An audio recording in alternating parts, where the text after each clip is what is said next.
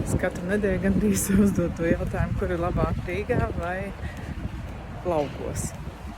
Un tā kā mēs dzīvojam tepat centrā, Rīgā, tur ir mūsu mājas jau ļoti daudz gadus. 14 laikam tieši šeit, un tā Rīgā 26.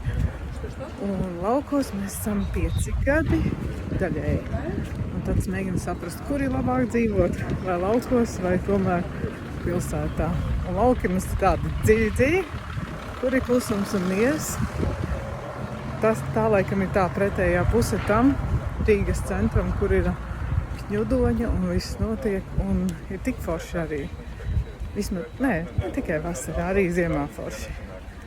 Man ļoti patīk tā būšana vienā pusē, kad ir dzīvība, kustība, tuvu veikali, tuvu cilvēki, viegli kaut kur nokļūt, un tad ir klusums, kur ir pilnīgs klusums, un tu vari būt kopā ar dabu, mierā ar sevi.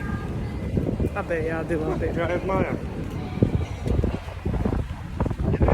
Un kāpēc man bija šis jautājums?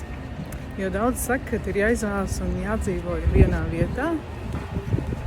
Tie, kas dzīvo laukos, saka, jādzīvo laukos. Tie, kur pilsētā, saka, kāpēc jūs vispār uz laukiem braucat? Un, jā, man liekas, ka katram jāatrod tā vieta, kur viņš jūtas labi.